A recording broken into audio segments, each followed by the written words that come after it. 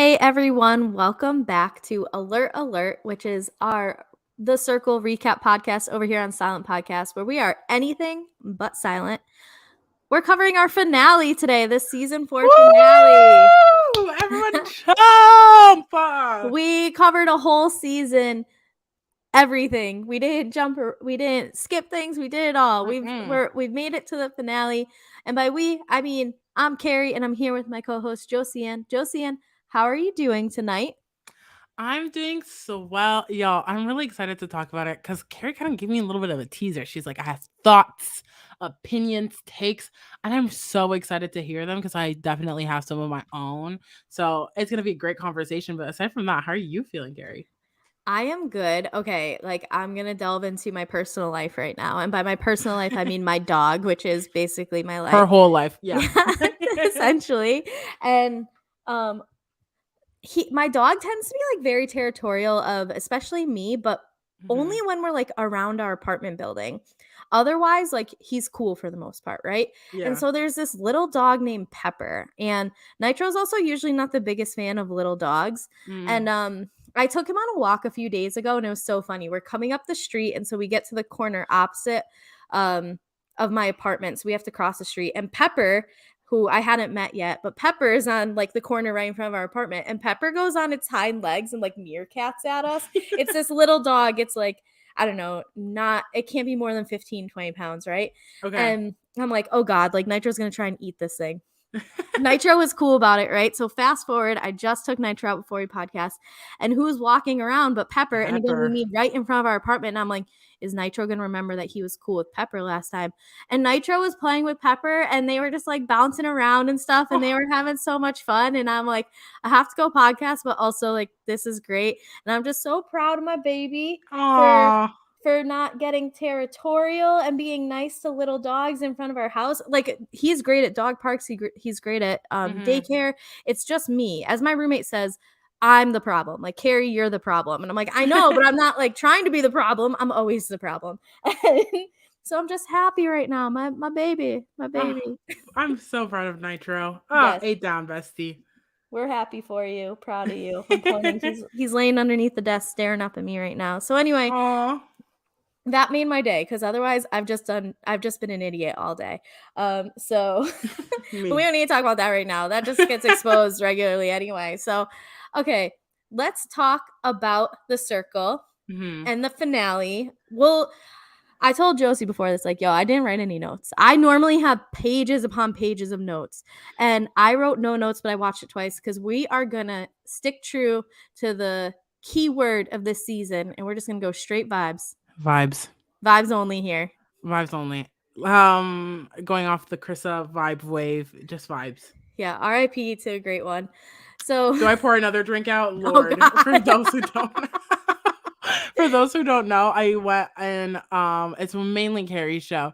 I went on the challenge and I poured a drink out with it. If you know me, I podcast and I have like 3 water bottles ready to just down. And so I had an empty one or so I thought, and I poured it out and there was just water that landed on in front of me. And so maybe we'll pour out one for our fallen children of the circle. Past the Yes. final 5. Our last fallen soldier of the circle came at the very beginning of the finale episode. And what happened was Frank was voted the super secret influencer, and Frank had to decide who he was going to block.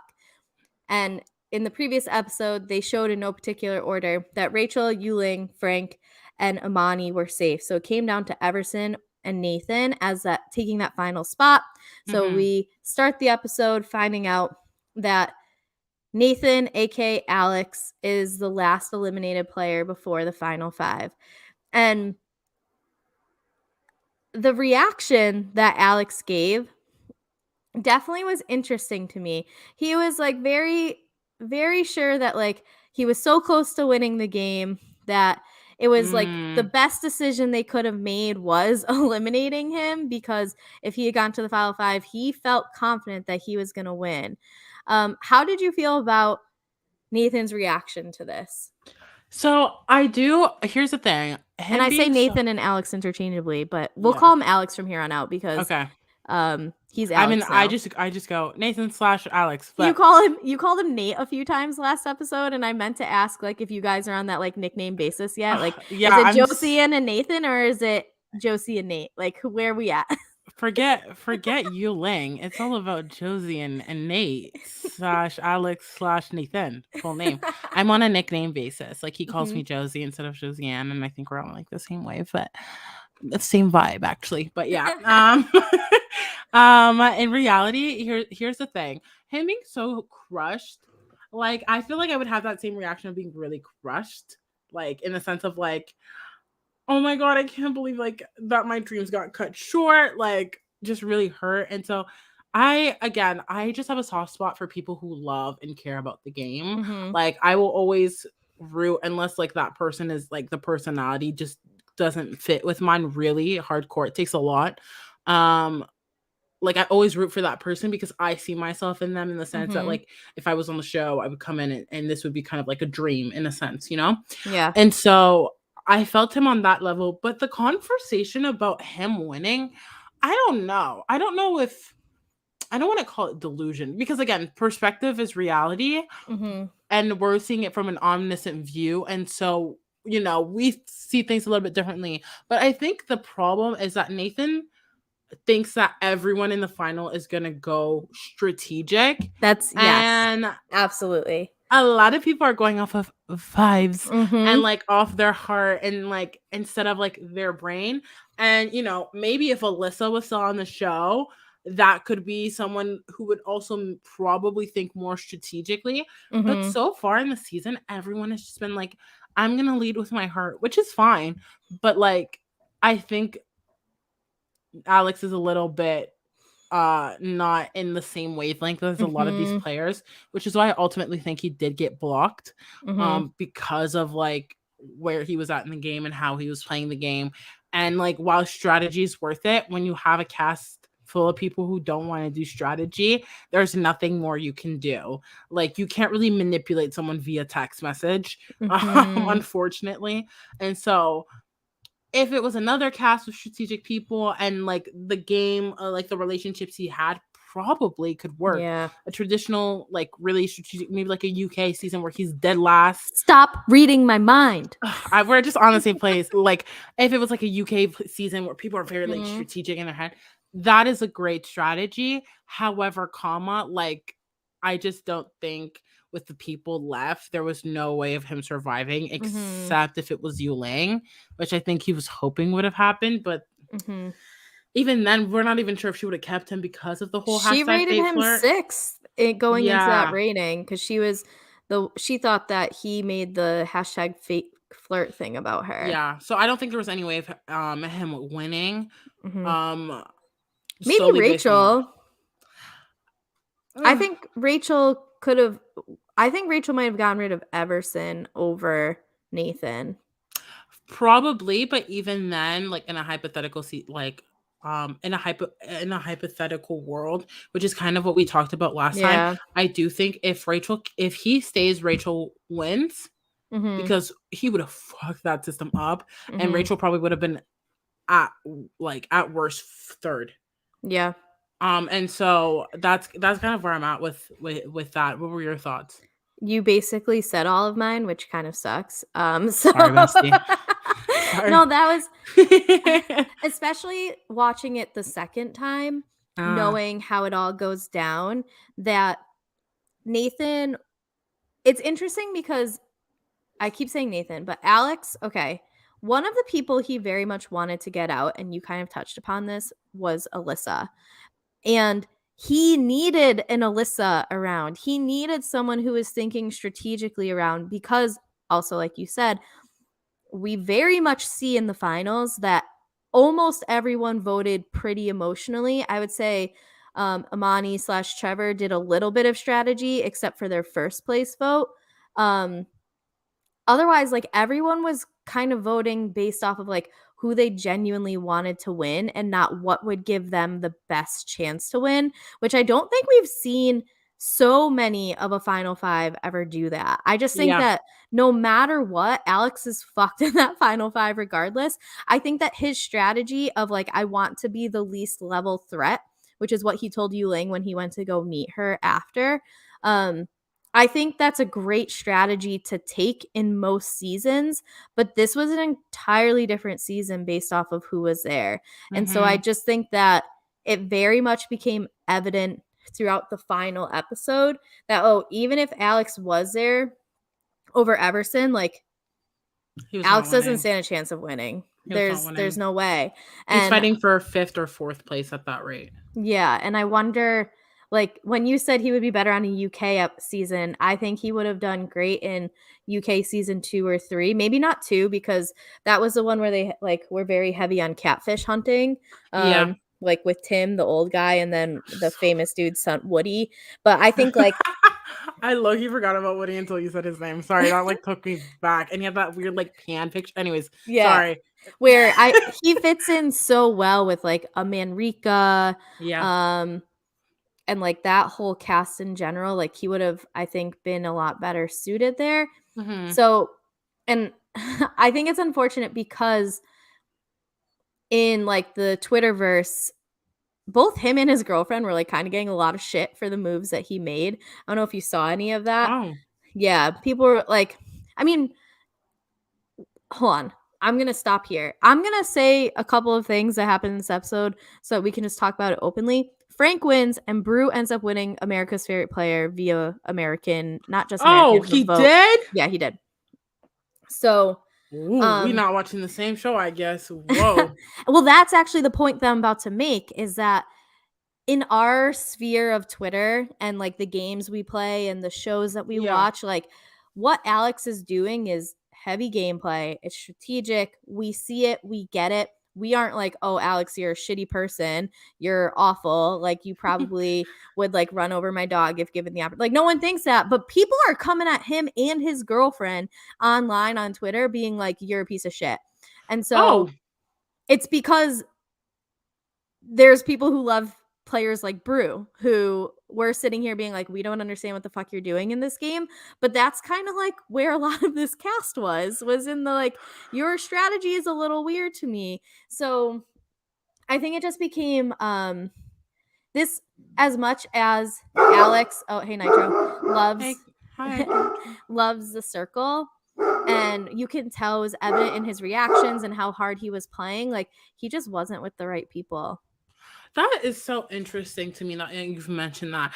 I think and this is what we talk about when we talk about the whole like in this case not it doesn't necessarily fit the mold, so we might have to coin new terms, but for this specific scenario, but we have this thing on Twitter where we have the casuals versus the super fans. And that is usually someone who would watch cable shows or whatever versus someone who's like on YouTube watching like the five best survivor moves ever, the best blah blah blah, like all this stuff, tweeting about it constantly and consuming it a lot. The Reddits, the Twitters, the whatever. In the Big Brother sense, it would be live feeders. Those are two different worlds. And when you have a show like Netflix with this premise, there is no live feeds. Everyone's consuming the same amount of media, but they're people whose perspective and the way they think about games are completely different. You have people here who are watching The Circle to gain something else. I'm not watching The Circle to talk about genuine people. Like, I love people, but there are shows for that, like discovering people, learning about their stories, whatnot. There's definitely shows for that. I think the circle has created a space where we can come across more of these people in a more mainstream way that we traditionally wouldn't. Like, I don't think I would have ever met a Rachel in real life. So it's nice to see someone like that. So I can see someone coming in for that show for that reason. But my main reason here is for the game because I love the game. I love the strategic, the manipulative, the social aspect of everything. Like, that's what I like and that's what I come here for. And so Alex's moves to me aren't foreign or crazy because I would probably do that or I could do something worse. I don't know. But like, to me, it's like it's all about winning. And like the mindset of the circle a lot now has become I want to become friends with people, which is fine. But like if I come on a show, I'm gonna have my real life friends who know me for who I am, and I get on the show, and obviously I might make some new friends, I might not make some. But if they like you for you, they're gonna like you outside of the show. If no one in the cast has an issue with Alex, why are fans who aren't even affected going out of their way to make someone feel shitty about enjoying the show and participating in the art of the show? Like, Are you talking it, about The Circle or Big Brother right now? I'm confused. no, I'm Sorry, go talking ahead. about I'm kidding. I'm just a kidding. like, well, it can apply to anything and everything. Take it with what you will, I even know. the challenge. Like, fuck. Right. Um, yeah, I don't know. It's just that's really disappointing. Like, that's unfortunate to hear for Alex and his girlfriend, and like His they're. girlfriend was funny. She tweeted like, "You think he's bad? You should see what I do in games." Something like that. Like, Ooh, I like that. Bring yeah. her on. Put her on. You know what? Put her on. I You know we see, got Trevor after Delisa. Give give us us Alex's girlfriend. girlfriend. Hell yeah. I'll start that petition myself. How about that? Because that's what we'd like to see. Like, I don't know. This is why I've always kind of liked the UK version, and that's why I'm so saddened that it's not coming back. I think the I do Circle think France does a good it's the job of this too. last UK's like that cast's fault because so many of them like expose shit after that. I think that they were like, all right, well, this is why we can't have nice things. We're done. Unfortunately. Yeah, sincerely. But this is why I feel like I liked Circle France and Circle UK because it's very strategic heavy. Like, no one, first of all, no one takes the shit at heart. No one cares. Like, at the end of the day, they do the reunion, they hash it out, and they move on. And if people fuck with each other, like, for example, the Survivor cast, like, they just posted a picture together, and like Kai was coming after Chanel this whole time, but now they're besties. Like, they can understand that it's a game. Yeah. It's not serious. It's not indicative of someone's personality. Or else we should be hating the catfishes just as much because they're pretending to be something they're not. You know what I mean? Like, not to put Trevor on the spot or anything, because he was kind of put in the situation. But like, if we went off of that, like, people should be hating on Trevor, but he played the game. And why is it that we can respect people who play the game in a catfish sense, but when someone does it with strategy and logic behind, it's a problem? I love the Circle regardless of the franchise, but come on now, like, let's not be rude. The game isn't an indication of how someone is in real life, or else it wouldn't make sense to have the show because we have literal catfishes. Like, I don't get it. That's upsetting to me.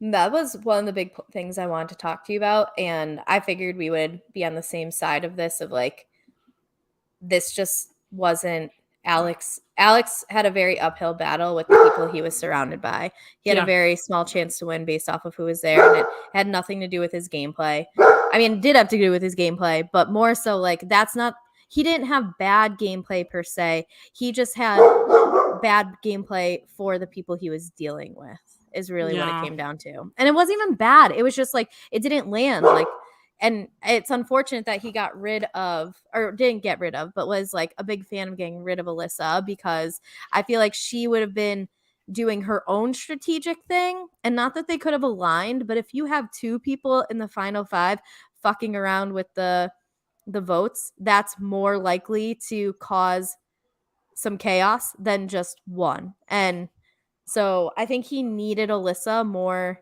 than he might have realized in the moment. I think, like, hindsight's 2020 on that. And someone like Alyssa, who was trying to really, really play, could have benefited him in the long run.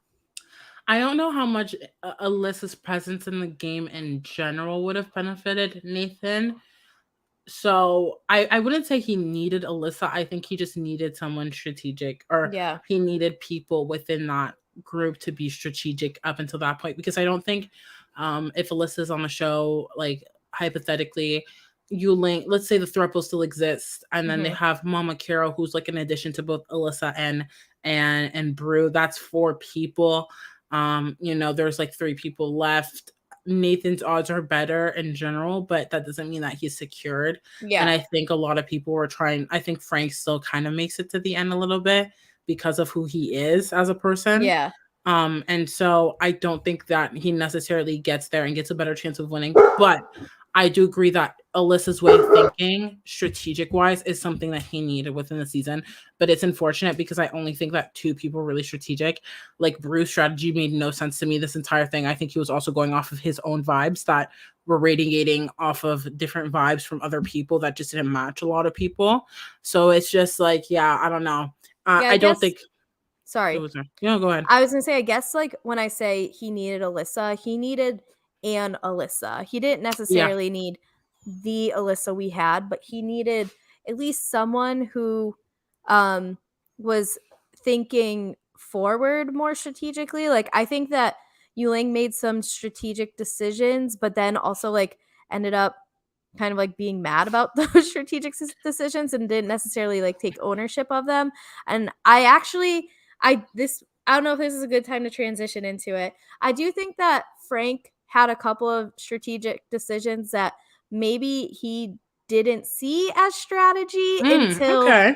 and I really do want to talk about that. So let's say thank you, Alex, for bringing a different gameplay style to Yeah. the circle than what almost everyone else was doing. On that Um, season, yeah. we think that you would be much more successful in a different season with a different cast, and I appreciated the variety you brought. So, I um, definitely appreciated Alex. I will say that while I while I don't think I expressed it that much, I think there's little nooks and crannies or like nuggets of gold of me like giving praise. But I do mhm, really think that I always will appreciate someone like Alex who appreciates the game, who loves the game, yes, and who cares for the game. So overall, like I would love to have Alex on here and talk to him his about this. DMs aren't open. Like, I I think mean, if the reception online is not great, I don't blame him. Like yeah, no, no, no. people. I'm wondering if it's like it has to be a mutual follow thing though, because I looked from my account where I follow him, and I looked from the Silent Podcast account that doesn't follow him, and neither had the DMs open. So I think we know people that know him though, so we'll be able to make some Hopefully connections. manifesting. Yeah, I would love to talk to him and Mhm. about all of this. It would be great. But let's talk about who I think was perceived as the least strategic player in the game, which is Frank. And Mm. um, I noticed some things in the last episode that made me realize that I think he knew he was playing a game. I don't know if he came in thinking like this is my strategy or whatever. I think he was just being himself. But there were a couple of decisions, and one came to light during the dinner. And let me actually sidebar here. I fucking hate that they make them like sit at this table with these fancy plates and forks And and don't shit, eat. and they never feed them food. That makes me I so mad. We are on the same page. Every single time I'm like, give them food. At Give least it to some them. rolls or something. They've been Damn. cooking. Some of them can't cook. Give them food. I beg. They I just sit at beg of this you. table like if they're gonna get like why are Put you them in a putting lounge instead. Like, yeah, oh, I right? hate that. I'm like, give them some food or don't put the plates in front of them at all. Like, that Yeah. is trifling. It would make me so mad if I'm sitting here. I'm like, are we at least Where's gonna the get like a food? salad? Like, I'm is like, something coming? is the steak being served to me? Yeah. Please. You don't have to cut it for me. I'll cut it myself. Just bring it But out. like deliver it at Yeah. least. Come on now. With a Um waiter, perhaps even a butler. We'll see. mm-hmm. Anything. It can come in on a conveyor belt. It could be a So Subway sandwich, honestly. right. Give them food. So anyway, at this dinner, Frank made a comment that I didn't exactly pick up on the first time that I did the second time. Okay, give And it to me. he said that in the safety chain, he didn't pick Rachel, but instead picked Yuling because he had to test Yuling's loyalty in that moment. Because it was just after the Krista blocking. Mm-hmm. So they had bonded and she was like, yeah, I'm with you, whatever, right? And Frank said, yeah, I didn't pick you because I had to see if this one was going to be loyal to me. And I think in hindsight, that's that's a risky move by Frank that obviously worked out for him. Like, Mm-hmm. but him deciding to go with Rachel instead of, or to go with Yuling instead of Rachel, Rachel could have easily gone left and picked Nathan instead of Yuling. I'm not saying there's not a 0 chance it doesn't happen. So him deciding to test loyalty in the safety chain to me, when he said that, I'm like, "Oh, that's a big decision." And that's a strategic decision. I Mhm. don't know if I would have made as gutsy of a decision because the other thing is like Yu Ling literally just fucked him over the day before by sending Krista home. Like that's his number one. Mhm. So I personally think that him deciding like, do I go with someone who hasn't fucked me over yet? Mhm. Or do I go with Rachel who like this she'll definitely owe me one because if anything goes down, you know what I mean? Like I thought that this was a strategic decision by Frank in the especially the way he said it, like I had to check her loyalty here. To me that was like a little survivor-esque of like are you voting on the right side of this one? Or are you fucking playing me? So, what do you think about that comment? No, I think when he did that, that's the vibe I initially got because if Yulang doesn't come to Frank, have that conversation prior to the safety chain about like I still have you, and then having that inner circle come into fruition, Frank doesn't pick Yuling. I think he picks Rachel, and then from that point on, who knows? Because it Mhm. could have easily been Rachel picks. I still think that the conversation between Rachel and Nathan still happens. So Rachel could have probably picked Nathan. Nathan probably would have picked Yuling. It could be I don't then know. Yuling, He could have Melissa, Brew. I do think Mama Carol is like the most likely to leave. Mhm. Um in this situation, even though it was Alyssa, I think she's the most likely to leave. Because there was no way that Brew was getting picked before like Do you five. think that you don't think that Nathan could have picked Brew If and then Yuling's not picked, no. hmm. I think he picks Yuling. And then, or here's the thing: Yuling stays regardless because the Mhm. throuple is a thing at this point, and they have no reason to believe otherwise. So if Alyssa has to pick between Yuling and Yeah. Mama Carol, Yuling is staying. If Brew has to pick between Yuling and Mama Carol, and I think he picks Yuling because the throuple isn't broken at that point because it has nothing to do with them, I and think he Alyssa would still turn sticks on with him. Mama Carol. I I think it would think have been a bad move for his game, but again, me and Brew's game don't make no sense. right. But like I think it Mama causes Carol less was his waves. number 1, and I don't But he know has if a Brew thinks thruple. I don't think Brew thinks in numbers like that. I don't like, you know what I mean? Like, I don't think he had the foresight on a lot of stuff. I think he, like, was big on loyalty I and really do think that he stays with the thruple because then Alyssa's like I don't mad. I know. really do. But aside from that, we can't. Again, Yeah, Brew is like we're an entity that we can't. We just don't match on the same vibes. Okay, so not to say that he's not a good person. I'm sure he's swell. I probably would have a good laugh with him because I laugh at anyone and everyone. So not to say that, but his gameplay just didn't make no sense to me, and I'm surprised that mhm, he's voted America's favorite. Actually, am I surprised? That's a conversation for another time. But I do think that that conversation between Yuling and Frank does. Nitro's like, yeah, I agree with you, bestie. I do think that conversation with Yuling and Frank is important because Yuling comes in and she's like, I regret doing this, blah blah blah blah. Like she comes in apologetic. She has to do a lot of the preparing, not Frank. Well, Frank is not in the best position because he just loses his number one in Krissa. He still has a friendship or a level of a relationship with Rachel. So he still has someone he can confide in. And I'm sure that Frank is a very good person or a very good person, yes, but like very vulnerable and open. And because he's so vulnerable and open, when he pivots, he can pivot to anyone. And Imani and Everson are someone he could probably bring in if worst case scenario, Yuling still screws him over. mhm, So that being said, I feel like a lot of what Yuling's game is that she'll do something. She's like, fuck. I didn't think this 100% through. I now have to apologize and gain that person's trust again, which to a degree has worked this season because I think a lot of people are apologetic and like open to forgiveness, which is great. But like, I'm a type of person in a game where it's like, I can forgive you and use you as a voting block, but I don't forget and I will easily vote you off because you felt you were you felt like, oh, I can be I can kind of like ruin Josie's game, you know? mhm, So I think because of that strategy of Yuling and coming into Frank and being like, kind of like groveling to the Godfather in a sense of like, mhm, oh, I'm so sorry. Like, I shouldn't have done this.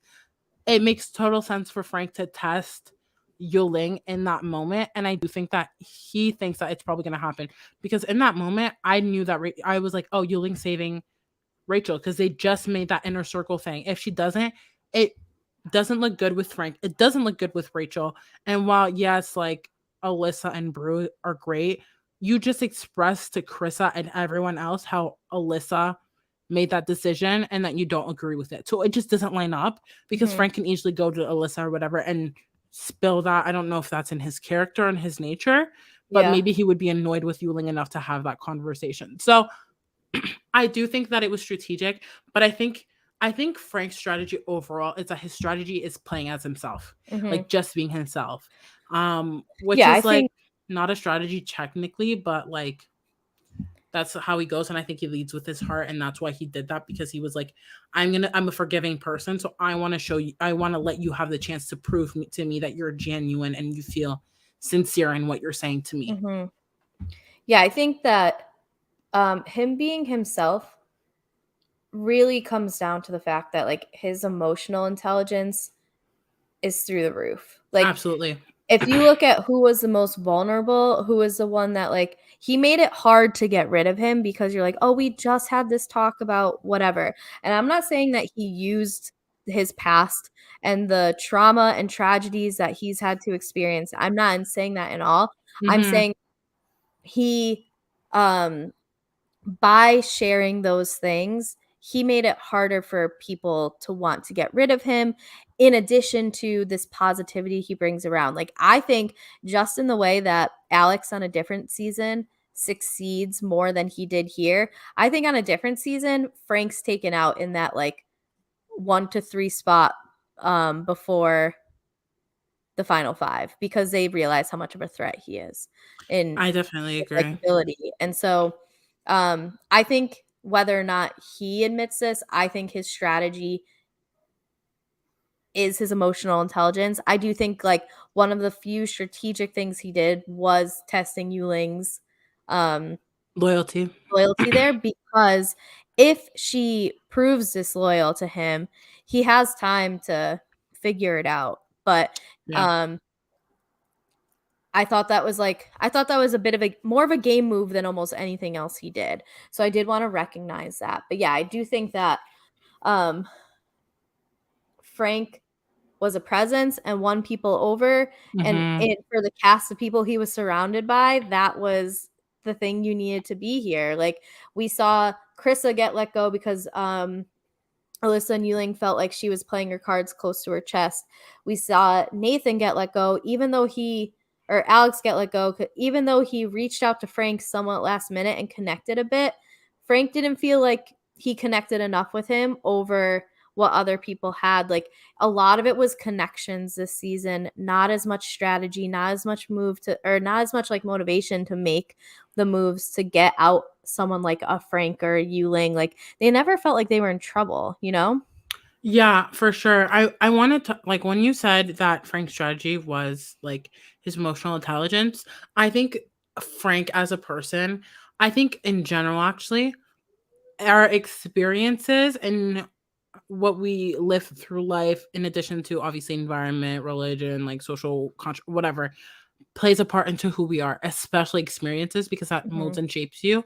And I think Frank went through a Mhm. lot in his life, and it formed who he is as a person. And he is a beautiful person inside and out, and he is Mhm. incredible.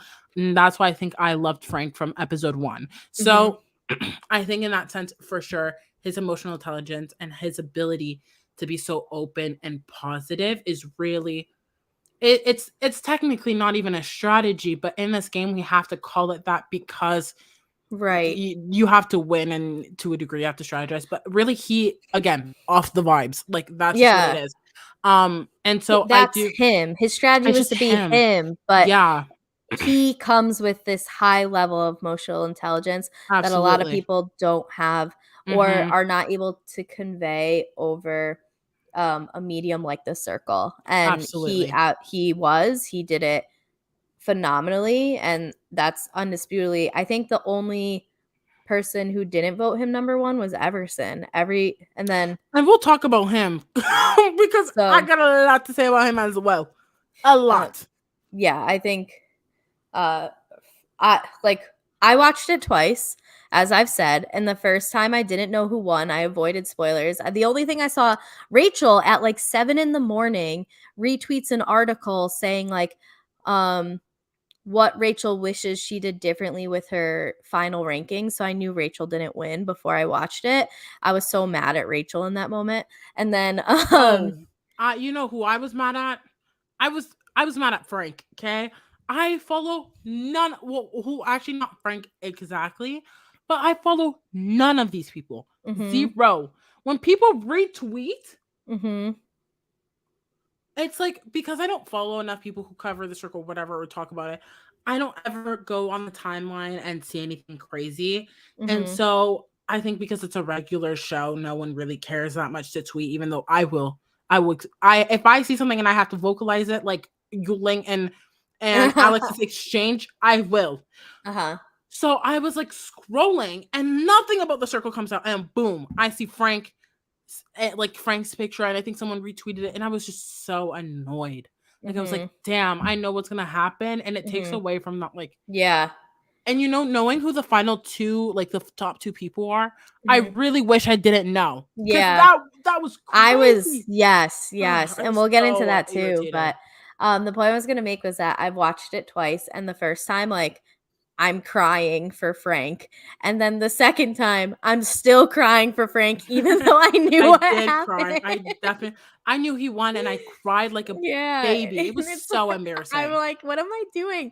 I've known for days at this point, and I'm still emotional for him. Like, when he called his friends at home, and Oh especially because yeah. like, he's calling his 2 best friends, and he referenced his best friend a lot in an interview that I saw he did with Mike Bloom, Mm, that it's just like, that those 2 people there are his are family. like yeah, are his family, and Chosen they were family, yeah. so happy, and it was awesome, but, um while okay, you brought up Amani/Trevor, who I'm gonna call Trevor from here on out. Okay. He was the final 2 with Frank, and a take that a couple of my friends had that I disagree with so much is Mm-hmm. that they really wanted Frank to win when they saw the final 2 because yeah, tell him Nitro. They felt that they felt that Trevor was a gimmick in being on the show. Nitro, please stop. Um, Huh. so my my retort to that is every single person on this fucking show is a gimmick because they Ooh. all came in with a level of comfortability in terms of like content creation. Like every single Oh, one of okay. them were like Brew has this 3.2 followers on TikTok and 3.2. Three people and a half. like Frank has 80,000. Like Alyssa had I don't know what Alex's was. He was the only one I didn't check um before like earlier on. And so Mm-hmm. he's at like 12,000 now on Instagram. I don't know how many are from the circle or whatever, but still like I feel like everyone on there was a fucking gimmick. So, and I don't mean that in a negative way, but to say that like if Trevor won, I would have been so upset where it would have sucked that Frank didn't win. However, I would have not been upset with a Trevor win in the slightest because I think it is so hard to come in that last spot and to have enough people to rank you in the final 5 as their top. Like that should be applauded. It should not be seen as like, "Oh my god, like that Trevor had to do 4 times the amount of work in like half the amount of time that Mm-hmm. Frank had to do it or whatever." And so I want to know where you fall on this. What do you think of just I mean Trevor even finishing top 2 if he had won, is Trevor a gimmick in this? Like how do you Mm. feel about Trevor's presence overall this season on the circle? Okay, so I like that the term gimmick is being used. So in any other situation than what the season is, who is casted, and etc., I would consider it a gimmick. However, and here's what I mean by that. So again, I'm gonna make a Big Brother Canada reference. Whatever. I feel bad for those who don't watch it and listen to me talk about it. But this season that we just had, Kyle Moore got casted, and he only got casted because the season prior, someone had to drop, and they casted a Kyle Moore, and people thought it was him. So he Mhm. got an influx full of people, and then um he was like, "Hey y'all, it's not me. I didn't get casted," and it was another and Kyle Moore. This man had never seen Big Brother Canada before. He whatever, and so then he gets casted the next season. That to me is a gimmick, and that to me annoyed the fuck out of me. Like if you Mhm. watch the episode where we talk about like the cast reveal, I go off because it's like a sense of privilege that a lot of people just won't have access to, and it's effed up. And Mhm. I can talk about that forever. However, in this context, it's like there is no advantage because Trevor has to come in as someone that isn't him. So Mhm. he really is going in That's as true. a new person, and like okay, yeah, like his wife was on the show, that means he had better odds of being casted, or he was maybe recruited. But it seems like with again the context of what the Everyone was season recruited this is, a season. lot of these people were recruited Yeah. because a lot of these people's strategy made absolutely no sense. So I Mhm. know they're not coming here because they watched The Circle and fell in love with the show and they wanted to try themselves. A lot of people got recruited, and Mhm. he just so happened to be someone who got recruited. And while I don't, some of the casting choices in generals and shows upsets me because obviously I want to see people like me who either look like me or have the same personality or are at least a super fan and Yeah. who love the show and who want to get on the show. Like that to me is the people I want to see on a show, but I just feel a specific place for those people who are in love with the show and want to be on. And so obviously Delicia was a fan of the show. I'm sure Trevor was as well because they're married, so they probably Mhm. that was probably their show that was like, don't watch an episode without me or else I'm gonna be upset, like any couple does. Like it's probably in that sense. So he was a fan of the show and so he got on, but he wasn't playing as himself. And so Mhm. if he was playing as himself, it could have been gimmicky, but we had the Spice Girls for God's Yeah, sake. that's the other part I was That's gonna that's say. that's gimmicky. You know what? That's gimmicky and it's camp. Yeah. Yeah, it's camp. It's camp. No, I Trevor agree with coming that. on, Trevor coming on camp and playing Imani camp. Loved it. I love to see it. The show, you can't take The Circle that seriously. Mhm. Like there are shows that people take seriously, Big Brother, Survivor, like even to a degree the challenge. Well, the new era of the challenge of what it is versus like people partying and then going on a tricycle for a challenge. Like it's like people now take these shows very seriously. And in this case in particular, like all of them are gimmicks because to see that all of them have a social media presence to Mhm. me, I'm going to use like communications terms like cuz I am a communication student. To me communicates that you want to get outreach from outside of your pool and you want those Mhm. viewers. And so Mhm. then these people become gimmicks. They become kind of props to get those views. The Spice Girls, all of them having social media presence. It then becomes, and then to me it's like Alex is like one of the only people who got casted because he loves the show. Like Mhm. that's to me what it's perceived as. And Mhm. so that's how I feel overall about like the whole gimmick thing. And I don't hate it because like he had to earn his way there as Imani. Now that Mhm. conversation can change if he's one of the OG players because Mhm. OG players have a tendency to last the game much longer Yeah. because of one, people coming in one by one, and two, they've been there the longest, so they have the strongest connections within the people of the cast. Mhm. Yes, some people can't not get along, but usually there's not really a battle between sides. Because a lot of these players get taken out initially, regardless of who wins the top influencers, right? So Right. that's not on the gimmicks. But I think Imani as a player to have second place is wild. You know, like Mhm. to see Everson get fifth, I was like, duh. Which Mhm. again, we'll talk about him because I have a lot to say. Um, I'm thinking Imani's getting fourth. Like I'm genuinely believing that Imani's getting fourth. Like I'm thinking the inner circle is top three. They've Mhm. been there, I guess, the longest between who's left. They've had the strongest connections, and people are going off their heart. And it feels like people have good relationships with Rachel and Yuling and Frank. And the one person who doesn't seem like they have a relationship is Everson. Mhm. So, and he gets fifth. So it's like an irrelevant piece. But you have to work so much more harder when you join the circle Mhm. last because you have to come in with pre-existing relationships and you have to navigate the game. And even if you do make it to the final, to get second, it's like you have to form instant connections and make them Mhm, strong.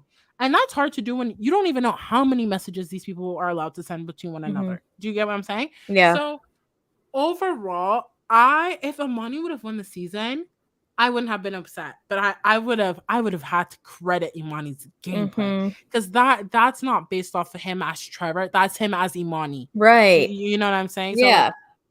that's how I feel on that specific. Yeah, in my opinion, I think Amani also benefited from being the more well-liked non-OG out of Uh-huh. the final 5. Like, Everson was very easily everyone's last vote. Like, okay, Yeah. cool. So then if people decided to be strategic, because I think we saw that Rachel voted Amani number 2 and Yuling number 3. Whether or not there was strategy in that or she just felt like that, Amani had and her had a closer bond, like, you're still putting Yuling at number 3 and Amani at number 2, that there's mathematical weight to that and how it'll affect the finals. So, um, with Everson putting Amani at I'm assuming at 1, that it helped a lot. So I think Amani benefited kind of from what Alex was hoping would happen if he were to make the final of like everyone's going to be strategic and put like their least favorite person higher up in the rankings to tank the people who are more popular. It's just that like that didn't happen here. So I think it was a combination of like coming in and making strong connections quick. Had Amani had a great connection with Frank, a great connection with Rachel, won a bit with Yuling, obviously with Everson. So they played the game well in a short amount of time, and I would have applauded immensely that win because I also like don't think that okay, his wife was on the show, cool. It He wasn't on the show. He still has to make his own decisions in the moment at that time. He doesn't have like an earpiece at home to Delisa being like, "What should I do? How should I do this?" Like, yeah, you benefit from having intense conversations with someone who's going to be 100% honest with you of how, like, what to expect, how to do it. Sure, you have that leg up, but at the same time, like, okay, just with like Marianne winning in Survivor, like, you have Bryce and Wendell who are in her corner, kind of like hyping her up and giving her advice before she left for the island and that type of thing. Like, Which is really confusing as to how that happened, but I won't take that conversation. and with so many people now, you have to think of it like I think at least with Survivor, with season 42, that means there's 41 exclude 41 since they, like, filmed basically at the same time. You have 40 seasons of people who've been on. I think at some point you can find someone who will give you the time of day to give you advice, but the fact that she had, like, Bryce and Wendell fucking in her corner, great for her. I love it. I love that she won. Anyway, like, yeah, he has the advantage of having those conversations with Lisa, but nonetheless, he still has to make his own decisions, and he's still coming in late. He doesn't get to have those bonds from the beginning.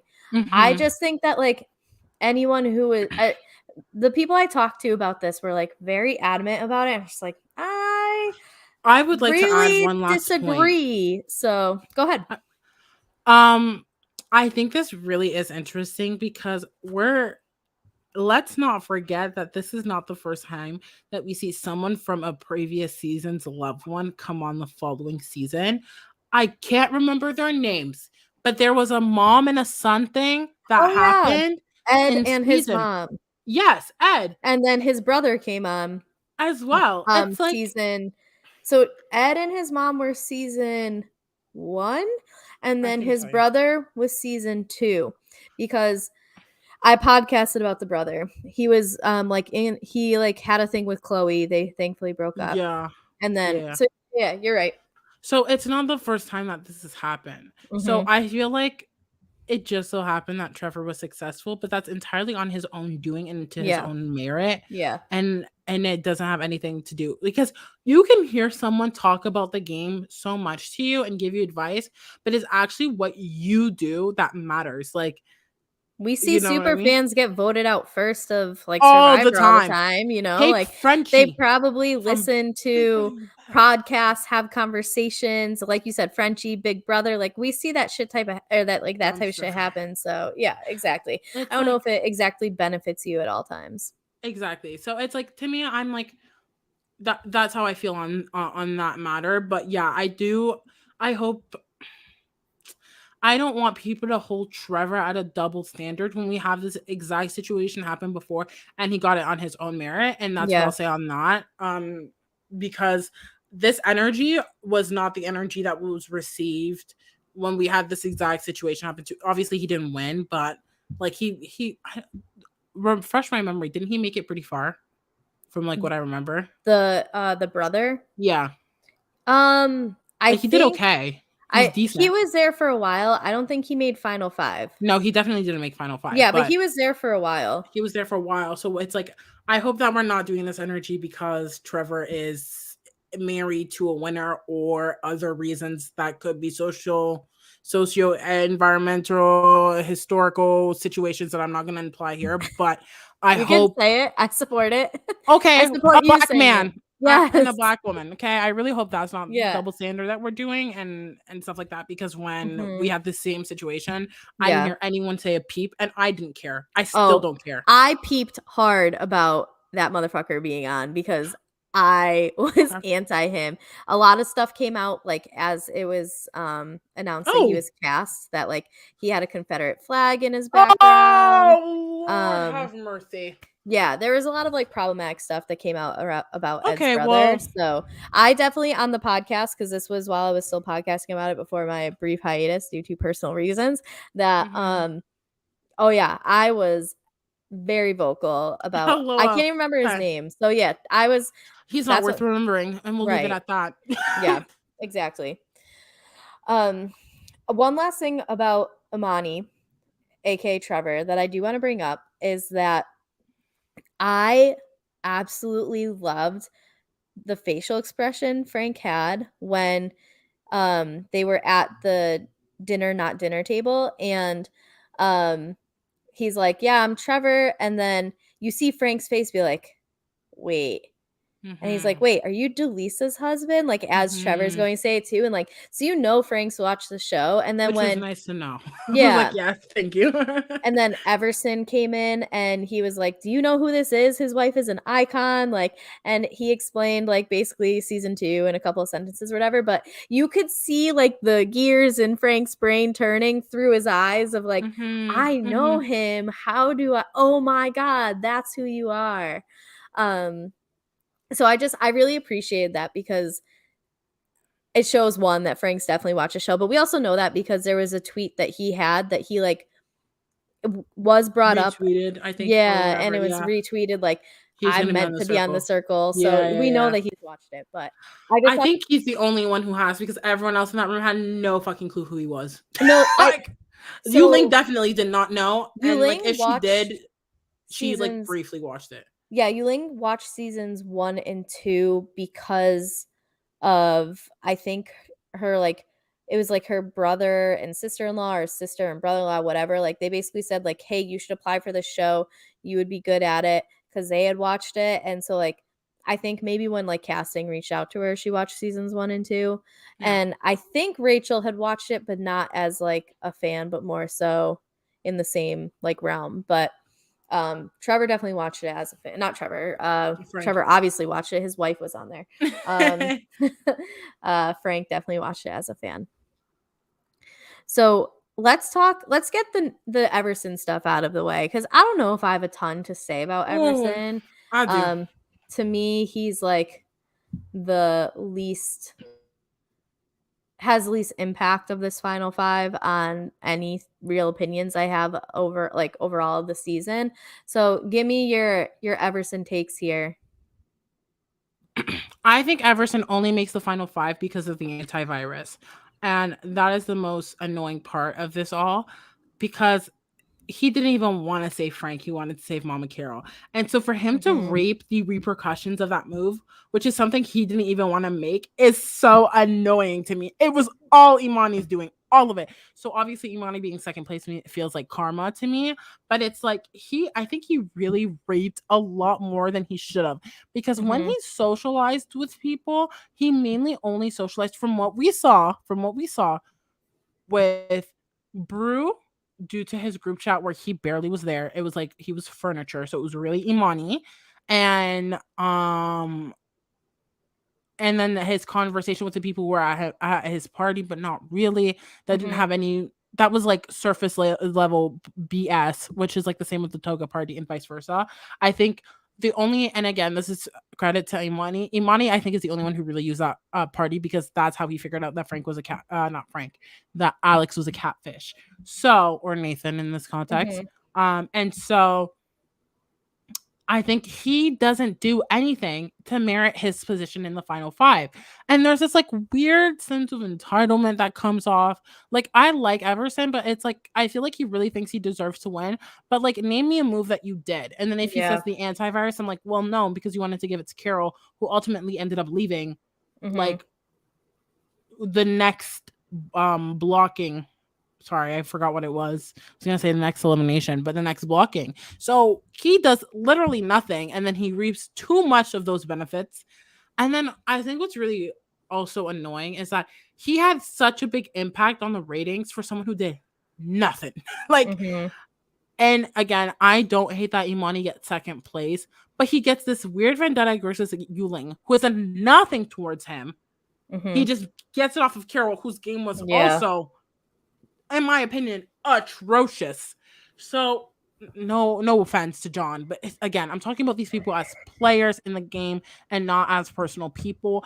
But in this game, he gets ammunition from someone whose ammunition isn't even like something you should take at face value, because he says, "Oh, well, I had an alliance with Yu Ling and she betrayed it." No, you made a group chat with women twice, Yeah. didn't secure it as an alliance, and then went off and pretend like it was an alliance. And so to me, it's just like there's so much that happens and has a direct correlation to Everson, which is not to his doing or just does it in the wrong way. And I Mhm. find it really annoying. I love the circle, but I would have rather it been the top four and not have Everson. Does that change the results? Probably, maybe. Who knows? I still think Mhm. Frank wins. But it's just like I found it really annoying that like he does stuff for Mama Carol, who has horrendous gameplay, and they connect based off a drunk story. Like, if you wanted to hear about my drunk story, I can tell you the one time I didn't know what alcohol was and I funneled a whole bottle of vodka. Like, we can bond over that, I guess. Like, whatever.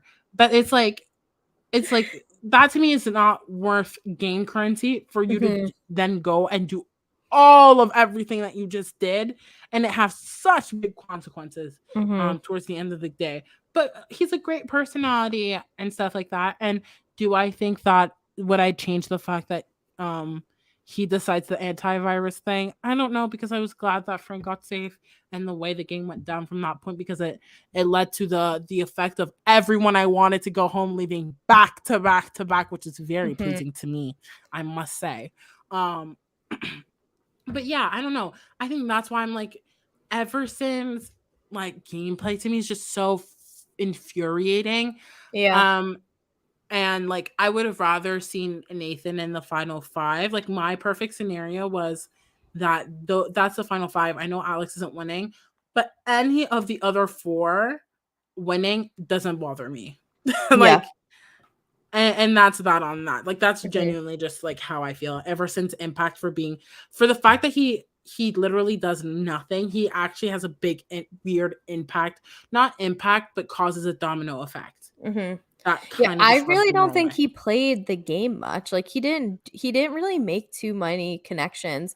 And like Oh. his closest connection was really flirting with Imani. After that, like maybe even I guess with Carol a little bit, but that just shows like how out of touch he was with what was going on in the circle, that like, why are you wasting your time connecting with the person who like is lowest on everyone's list and not trying to make connections with the Franks or the Rachels or the Yulings type of thing? That I really don't think he played much. I think he was just a big personality.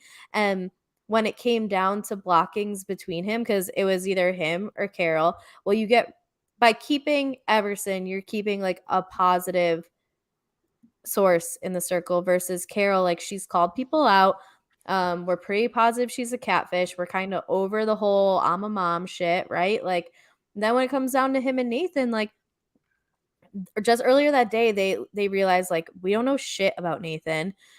Are we Mhm. getting played by him? where Mhm. Everson, like, was still being positive. And so do you wanna be with someone who you've been around longer, but you're definitely unsure of, where you can kinda take Everson at face value of, like, he's here for a good time, not a long time? Like, so he I think he benefited from his personality, but I don't think he really played the game.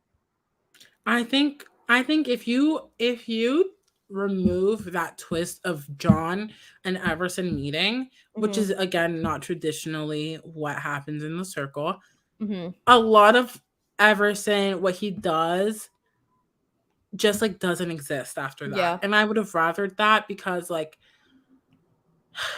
Carol gets eliminated, doesn't go and meet Everson. Like he mhm, probably goes and meets Brew. right, And that makes more sense. And if Mama Carol puts seeds in Bruce's mind, I'm more okay with that than that whole Everson thing. Because mhm, already people are like kind of off put with you laying other people meeting Brew.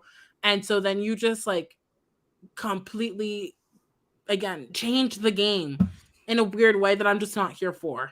mhm, I don't know if that makes any sense, but it's like yeah, that I think that's what really irritates. And it's not due to Everson. I just think like that twist really changed how I feel about him because it changed his choices and his actions. yeah.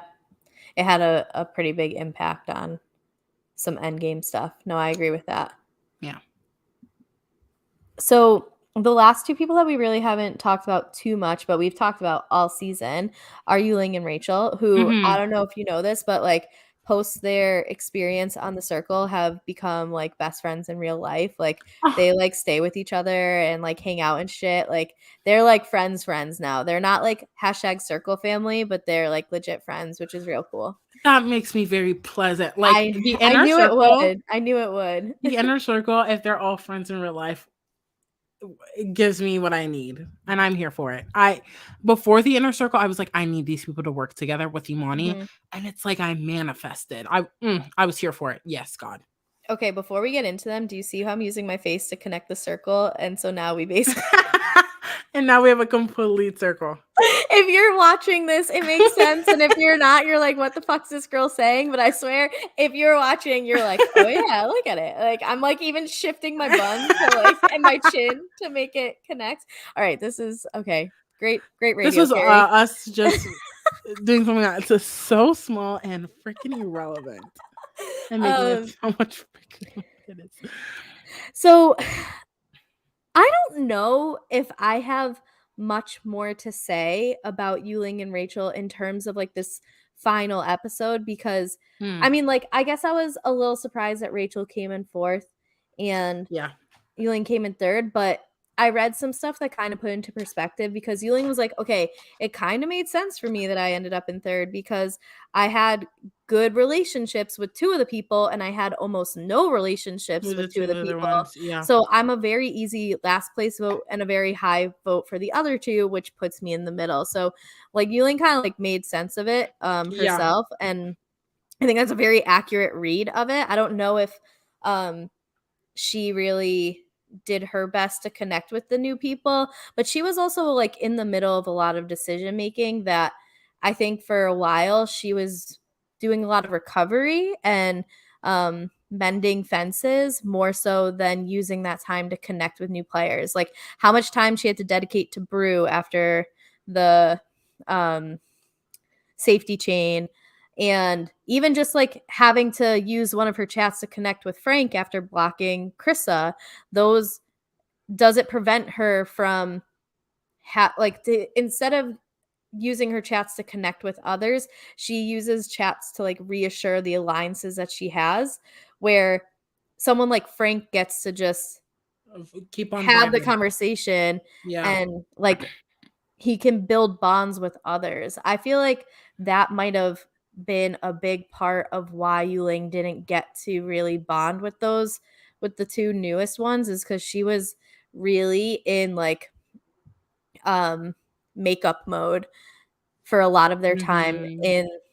in the circle. What do you think of that? I agree. I think she definitely spent a lot of her time mending fences that she kind of like broke. And so she is kind of in the state of like having to repair a lot of these. while I do agree with her repairing her relationship with Frank, I think the one with Brew was useless because he ends up going Mhm. like Yeah. literally later. And I think that that's very clear to see. I think it's kind of obvious once Alyssa goes um that Kara already people are like that girl's a catfish. Yuling's also on that vibe, and the only person Mama Carol has is Brew. So it's like to me, it's like you really wasted your Mhm. time on that specific person Mhm. when that wasn't needed. And I think if she shifts her focus to Brew from away from Brew after that like mean chat, if Brew wants to message her, he should. I think that's a big of I won't talk about Brew really, but I'm just gonna sidebar for 2 seconds and say I think it's weird that a lot of people have to go to Brew when Brew's the one who needs people, and so it should be the other way around. But we don't see that a lot, and Mhm. that's what I'll leave it that at. I'll leave it at that. But Yuling, if she pivots because she gets a conversation with Imani a lot, if she pivots and talks to Imani and Everson pulls what Brew does and puts them together, chats them up, even though the whole John thing kind of fucks everything over. Like, I think that secures her at least second place, maybe even first. Because she could have easily talked to Everson and kind of changed his perspective on her because he didn't actually know her. Again, he's going off of empty nothing, and because no one they're not talking, that's what he keeps using to fuel him, which again, frustrating.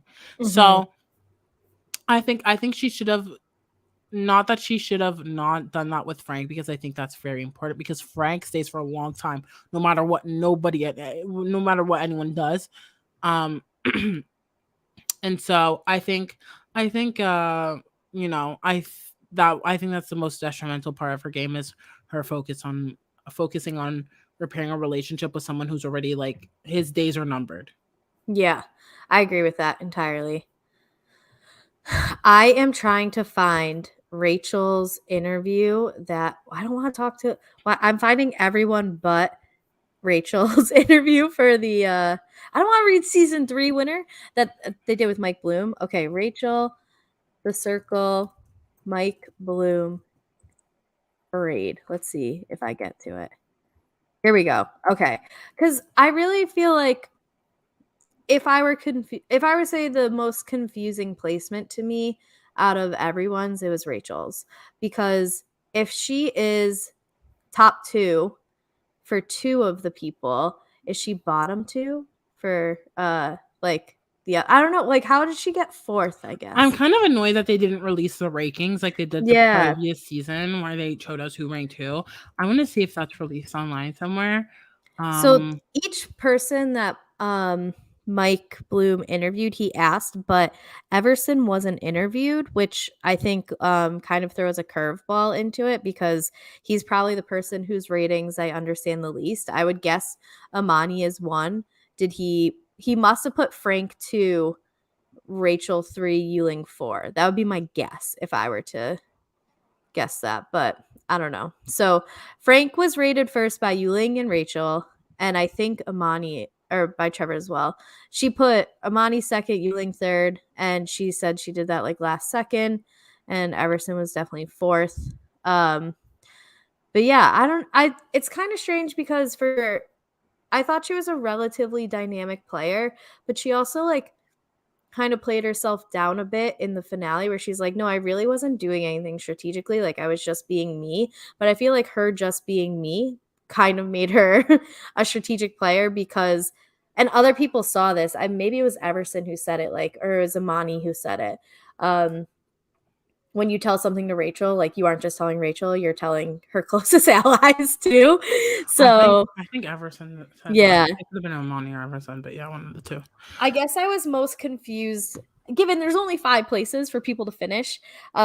So I guess I was kind of shocked at Rachel getting 4th. I was expecting Yeah, like a 2-3 finish for her, but at the same time like now that we've talked more about Trevor's game and what they've done, like I I'm not really surprised at the 4th place finish just cuz I don't really know where else she finishes. I think why there's initial reaction to it, it's because of the fact that you don't really take into consideration Trevor's game Yeah. up until you see him be second. Mhm. That's genuinely as I feel. Because when I watched, I was like fourth, but as I reflect on it, I'm like, okay, well, Everson had a big impact, and I think like I think there's a lot that happens that like f's over the math, but I think what happens is that Rachel really needs to connect either more with Everson or Nathan to be in the final five. Mhm. Because at that point, I genuinely believe either Imani or Rachel wins. Because I think Nathan will try to like put Everson first, maybe Imani second, and then Rachel third. So Mhm. Imani probably wins if everyone's ranking stays the same. But I think Rachel gets second at least because there's no way like Alex is putting Yuling first, second, or third. There's Right. no way. I think he puts Frank last, Yuling second to last, Rachel second or third, Imani second or third, and then Everson first. That's what I think he would do. So I don't know if how entirely true that is. Maybe we'll have to ask him. Knock on wood. Yeah. But it like it's just I feel like I think Rachel's I think Rachel thinks a lot. Mhm. I don't think it's I think we see her a lot talk to herself, which by the way, love to see. I'm like that too, so no judgment here. I think we see her talk a lot to herself and try to understand things and digest things. And while I don't think there's strategic force behind it necessarily, Mhm. It's I think perceived that's as how her she strategy. It's yeah, I think that's that. like how she moves forward because she has to absorb. I think she takes a lot of time to absorb things, whereas people are very reactive. And Mhm. so that might not it might seem like strategy, but I think she's just like that as a person. I don't really know her personally, but that's the vibe I got when watching her.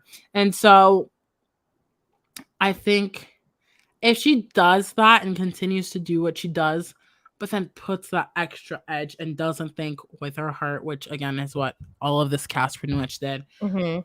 which again, like it's not a bad thing, but it takes away from the strategy aspect of the game, in my opinion. I think the strategy this season was be genuine, be yourself, but like Yeah. with a game of catfish, is that really what the strategy should be? That's an open forum, a city hall conversation, if you will. So we'll leave it at that. But yeah, I don't. I think Rachel, a lot of the things I was thinking Rachel said, and like she cleared people a little, and I loved to see it. I just wish there was more of that strategic boost in there, Mhm. that could have really like made her uh, a top three finalist at least. Mhm.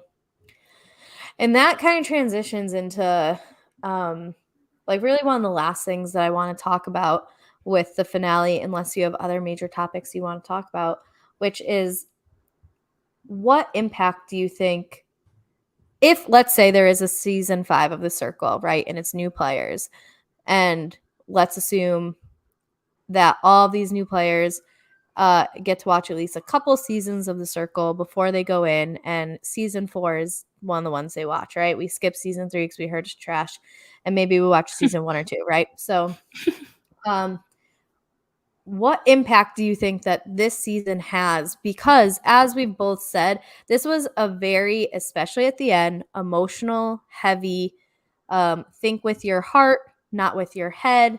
A lot of people just, even in the interviews that I was referencing, were like, I was just happy to make the top 5, and like didn't really seem too pressed to be the winner as much as it was like I was just happy I made it to the end. Like, do you foresee us moving even more in the direction of like have good vibes, have good character, really make people connect with you? Or do we think we see people come in next season and it becomes like, oh, I get what Alex did. I understand why he did that. If I have like another person or two thinking like this, like me, then maybe like we have the opportunity to run the game. Do you think that we're going to move more in an emotional direction and more of a strategic direction? Hmm. What's the impact of this season on future circle seasons? Um, that's such a good question. I think it ultimately depends on who they cast, Mhm. because a cast will always make the season what it is and how people interact with each other. However, I will say that I think people who really do enjoy the show and are fans of the show are going to use emotional manipulations a little bit more. Is that a bad thing? Is that a good thing? We'll see. It depends on the show. But Yeah. if I'm watching this and seeing that being open or getting to know someone it is, especially if I'm coming as a catfish, y'all, I'm bringing my notebook and I'm fleshing out this person like it's a character. So I'm like, Mhm. it's not just name, hobbies, whatever. It's you have to sit down and create an Mhm. entire persona. Mhm. How were you? Were you bullied? Like, you have to go into the deep Yeah. conversations. And that, I think, could cause problems, because if people start pretending like parents have died or stuff like that, I don't know how that's going to be received. But I do think that people are going to um create more fleshed out catfishes, or people are going to, I think Trevor kind of does this a little bit, but I think this is really going to push, is that people will only use this person's facade and play themselves with a different Mhm. mask, Yeah. in the sense that they're going to pull from their own story. So we'll hear a lot of people go, well, I was playing a catfish, but I was being myself. Mhm. I think especially if men are catfishing as men, close to their age, and women are catfishing as women, close to their age, then we'll see a lot of people just being themselves, just with a different person. And then Mhm. that can be emotionally played out when Michelle asks, why did you choose to play a catfish? They can be like, well, I've been judged on this, that, and this is why I felt like I needed to do this, but I wanted to be entirely myself. I think a lot of people will do that. And there might be a little bit more tactics of like emotional manipulation in that sense. Mhm. So that's what I think the future will hold. But I do think that people who get casted and feel like they have to watch the last season to know what's going on, they're also going to think that they just need to be open and vulnerable all the time. Mhm. So um that's gonna create like a specific, because to be honest, a lot of like the archetypes that we've seen this season, Frank has fallen under one that we've seen a lot, and I always expect to see on a season. But Frank is Frank, and he's a beautiful human, Mhm. so it's great. But he fits under that social bubbly. They usually tend to be black. They usually tend to be gay, which I love to see. Purr, come on, black people, come up, purr, get the wins. But I do think. Sorry, we've seen a lot of black people win, and I'm kind of here for it. But aside from I that, tweeted about that actually, like, on Wednesday. you love to see it. Purr. Yes. But like Frank has an archetype that's always going to be established and will continue to be on the show. Are they going to be a part of the OG cast or later on? Who's to say? But I do think people are going to start targeting those type of players too. Mhm. Like, they're really going to start, like, people who are very personality based. I think the strategic players aren't going to waste time. Mhm. But again, it always depends on who's being cast. Yeah. I think we'll see a cast, we'll get a perspective or an idea of who they are. And then from that on, it's going to be easy to see what the future of the circle is. But it's really, the circle is a cast based competition, just like Survivor or Big Brother or whatever, because it's like it's a social experiment at the end of the Mhm. day. So it's really based on the subject, the test subjects, the participants. So Mhm. that's what I see potentially. What about you? I think that the creators of the circle, and I don't know if I should like give credit to like UK circle because it was the first one, or if I should more focus on the Netflix version of it, but I think their main goal is to create a show where popularity wins and strategy and strategic thinking potentially can take it down. And I think that Netflix is going to see this season of the show and be like, this is what, like, or the creators, right? Maybe not Netflix per se, but the people who are behind this are like, this is exactly what we want. Frank created the most popular profile and he got through everything because he remained popular and he was able Mm, to like keep that power and popularity. mm, So I think that it's really going to be,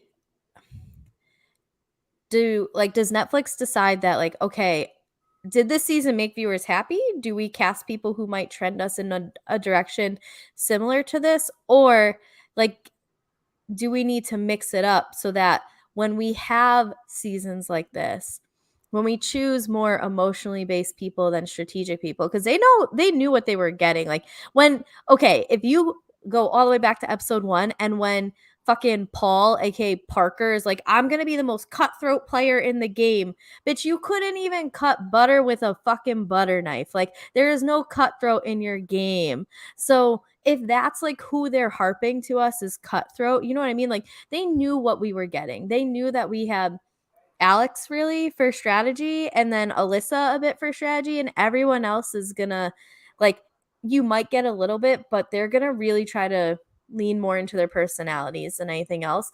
So I guess, like, what does Netflix want out of it? Because I do think that this season was well received. I think it was fun to watch. I don't know if Netflix cares about creating something that is so social strategy based. I think they care more about the social and less about the strategy. And that's what's unfortunate, because I think the best seasons of the show are heavily on strategy. Like, if Mhm. I'm not gonna, well, I could rank them. I think 4 is one of the worst because we won't get into it.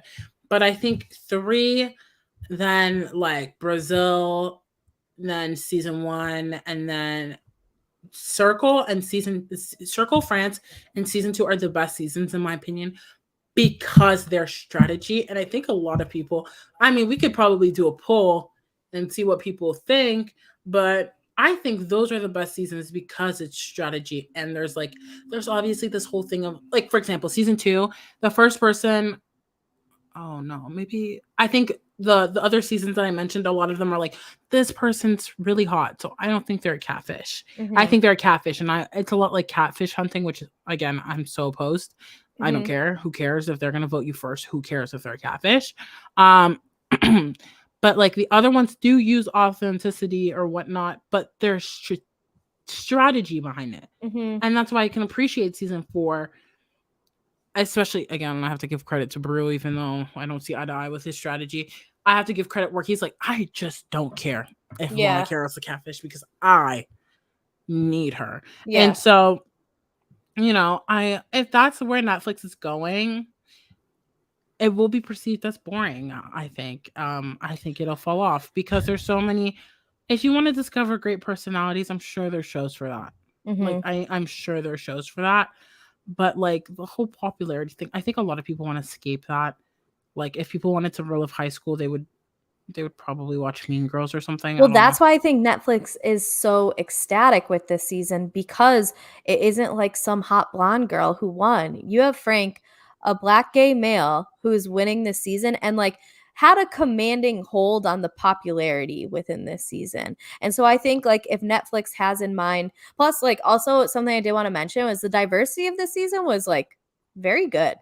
Mm, We yes, had, when they were all standing there, I was like, "Oh shit." Like, it's almost be I as a sports fan, it almost kind of might remind me of, like, the best referees, you don't realize that, like, they're refereeing, they don't have any impact on the game. But, like, I kind of think of that with, like, when we lack diversity on a cast, we're like, this is white as fuck. Like, give me people who don't look like me, right? Mhm. Like, let me see different people. And the fact that, like, we never really brought that up once, and when they had everyone in the reunion room, I was like, "Oh shit, we have a pretty diverse cast here," to the point that, like, we never really even had to bring up the fact of, like, diversity almost in general. Like, we did in individual instances, but not as a whole cast. So, like, to me, I think that Netflix is, like, so beyond happy with what they got. They got someone who is a black gay male winning. They had a diverse cast. It was well received. The cast likes each other. Like, there's not a lot of complaints about the circle on, like, Twitter right now. Where last season, again, when I wasn't watching, Mhm. uh, everyone and their mother who watched the circle was like, this season is not good. So I think that, like, Netflix is like, we've kind of found a formula here that can work. Can we replicate it? But So I think, But again, I think that's because it's the cast itself. Like, it's really the Well, I cast. think that they're gonna try and cast that's kind of point I'm making is like instead of casting let's say it's just 10 people for easy math. Like instead of casting 4 very strategy based players and 6 kind of more emotional personality players, I think we're going to see more of like a 7-8 emotional 2 strategy. And I that's think that's how they'll unfortunate to move me. forward because of it. And I'm not saying that's what I want. And we're also 2 people who are like heavily into competitive based, strategy Mhm. based reality Mhm. TV shows. So Mhm. we definitely bring more of like one perspective than the other. I think Mhm. there's other people who are just watching it for the premise that it gives, which is like what what profile will be the most popular and what person behind the profile will end up winning because of that popularity. That I think Netflix probably thinks that they found something here, and I think we're gonna see a couple of seasons like this, and it's either gonna Mm. trail off or someone who they cast, a couple people who they cast as like emotional um personality, like, oh shit, I need to think here as opposed to just go with flow and hope for the best. And I like need to make a move and we get some excitement. But otherwise, like I think we might be seeing some downhill seasons from here if we trend in this direction, at least for viewers like us who are like, make a fucking move. I will say a lot of us a lot of us is relative. Let me say that. Um how can I say this in a way that I think when the circle was introduced and what it is, and I'm talking first ever season, which is Circle UK season 1. Alex winning, that was pure strategy. Mhm. This man played his girlfriend. Uh-huh. Flirted with a black man, and even that, those two meeting, oh my That's the best reality TV moment of all time. Like to I me, that think it's we my should legit rewatch season favorite. 1 and just talk about it. Honestly, because they're so oh, it's just so It's also a good. different game in the way that they, like, did the ratings too. They, like I did appreciate Circle season 1 UK. They changed the way they rated people, because of, like, holes being poked in how it's done in season 1. Yes, and that's why I'm kind of like here's how I feel. Like I think I think if the Netflix chooses to go that way, it's not a bad thing. It's not a bad thing, but it takes away from what the circle originally was. Mhm, And that to me would be a shame because at this rate, if that's the way they want to continue it, you might as well just remove the whole strategy aspect of it. Um and keep it on that friendly level, that blah, blah. Remove the like to me it's like what's the point of the anonymous games if it's not going to lead to strategy, and we just mhm, want everyone to be genuine because you're going to get a repeat of the roast, which was like horrendous and horrible. And it was like, what mhm. was the point of this? You know what I Yeah. mean? And so that to me is like turning me off to that idea of like if they want to continue that way. But again, like any other show, you have your general public and then you have the people who are like us who watch it the way we do and who love the strategy side and will Mhm. analyze it and go ham on a small detail. So I mean, Do you wanna if know they another thing I think that is gonna promote what I said happening? hmm, Is that the UK Circle is done, and the UK Circle really brought the strategy, so, like, they there's nothing really to be like, "Okay, there's someone doing the same show as us, and they went this route. We are doing this route. Let's compare." Like, you're able to at least observe and see what's happened, where, like, it's now just Netflix version of it. We don't have the UK one, and I think that losing the UK one, which was very heavily strategy, is going to be detrimental to the continuation, or even the building of a strategic foundation in Circle seasons from here on out. I think if Netflix was smart, we'll see because some of the decisions they make I'm not a biggest fan of. But if Netflix was smart, they can if they want to continue the Circle US this way, go ahead, but at least provide another venue where we're gonna see strategic stuff. Like I think Netflix, and I'm just going to talk about Netflix in general. I think Netflix has found their niche in reality TV. Too Hot to Handle is hot garbage, but I watch every season, every second of it, and I enjoy it thoroughly. Mhm. Love is Blind. Ultimatum was also a garbage fire, but I literally podcast about it on Just So Damn Messy, which will be released next week. So, well, there's an episode coming out tomorrow, but that episode specifically is happening next week. So, all that to say is that I feel like they found their niche, but there are a lot of us who will stay on Netflix if you provide that strategy Mhm. aspect of it. And so if you go just look at Paramount Plus, like Drag Race also is like Drag Race is its own entity, but at the end of the day, it's there's competitions. So Mhm. there's an aspect of strategy somewhere lingering, whether it's like choosing who does what part for what play, putting teams together, whatever. So Drag Race is like Survivor, but like make it camp. So, Mhm. all that to say is that at least provide that niche for us. If it's bringing Circle UK back, or Circle France is really good. The only thing is like there's like a lot of white people, and there's not that much diversity in like sexuality, but overall gameplay phenomenal. Mhm. So give us give us diversity. There are a lot of diverse people you can cast. Mhm. If you have to widen your like casting net, like if you need to start casting some Canadians, because as we've seen on Survivor, we eat down, period. So start, I don't know, start casting more Canadians. I don't know what to tell you. But if you open up that field and give us a Circle UK revival or something, where people can come on and really base that strategy, or give us a new show that is strategy focused and who gives a like F about all of that, keep those viewers on, because Mhm. they will talk about it and podcast about it and do all of these things. I don't think they should lose viewers because they want to promote diversity, because they don't do it in other spheres of their company. um I don't know. I just feel like it would be a shame to completely erase the strategy side and focus so much more on that, because that becomes a new premise of another show, you know?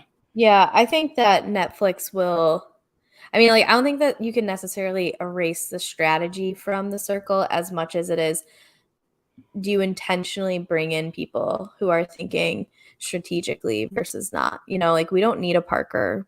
They're not thinking at all, you know, like give those spots to people who can bring a strategic dynamic to it. And I don't know. I think it'll be interesting. I also think it'll be interesting if like are they even going to bring it back after this? I think there's a chance that they don't. I'm not saying that like I want that, but I do think there's a chance that um like we just saw our last season of The Circle. Yeah. Well, with that, All right, we're done forever. Bye. we're like, psych, we'll never podcast about this again. But I think I remembered seeing that they would like signed through season 4. So I think that it's gonna be like another contract re-signing type of thing. Like they have to decide if they want to bring it back. But we'll see. We will see. Hopefully it gets brought back. Hopefully it does. I mean, I enjoyed this season, but I don't work for Netflix. If we did, it would be a different, a different world. I don't know, like Netflix is like slowly sinking, like monetarily wise. They like haven't turned a profit in a while, and they had to like let go of a ton of people recently. So Child. I'm gonna keep my job that has a little bit of job security as long as I do my job, as opposed to offering up my skills and talents to Netflix. So Okay, wait, before we go, I want to do this. I want you to rank, and you can rank it based off whatever you want. I want you to rank every single person in the circle. Um, like give me your rankings of these people. all right, hold on. I need a cast in front of me because I will not remember or I will miss people. Okay. So I'm ranking them on whatever I want. Like it could be based off whatever you want. Like I want you to give me your rankings and then explain them, but it can be ranked Okay. off personality, who you like, who you don't like, anything and everything. Okay. I am going to rank them off of um people I would most likely align myself with, but people I would most likely align myself with and also genuinely want to know after the season. Like people who I would go out of my way to go see versus just like, oh, there's a charity event for reality TV show up. Is that an okay premise for my ranking? Absolutely. I'm telling you right now, when I give you my ranking, it'll be off vibes. Of Period. course. Uh, all right. So my number one of who I would want to most be aligned with and be friends with after the season is Trevor. He is my number one in that. Yeah, I just think that he was good vibes, he understood the game, and I also appreciated in the finale how he's like, "I am who I am because of the strong women in my life," and Oh, so that gave me a shiver. I literally yelled when he said that. I mhm, was like, "Yes!" and, that's the type of person I want to be around, so that is my Mm, number 1. I think my number 2 would be Rachel mhm, because Um, I think I share some similarities with Rachel in the fact of mhm. like when something happens to me, I need to like yell about it out loud to a human and then I'm better. And I feel like Rachel does a lot of the same. Oh, wow. But the thing is, like, I wouldn't want to deal with like Rachel's like ghost shit and stuff. So I, um, like, I would definitely support her, but I still feel like we could go and like have fun and have like good conversations after the season ended. So that would be my number 2. I think number 3 for me would be hmm, I think I would go Krissa number 3. Um, in terms of like she's a sports fan, I'm a sports fan.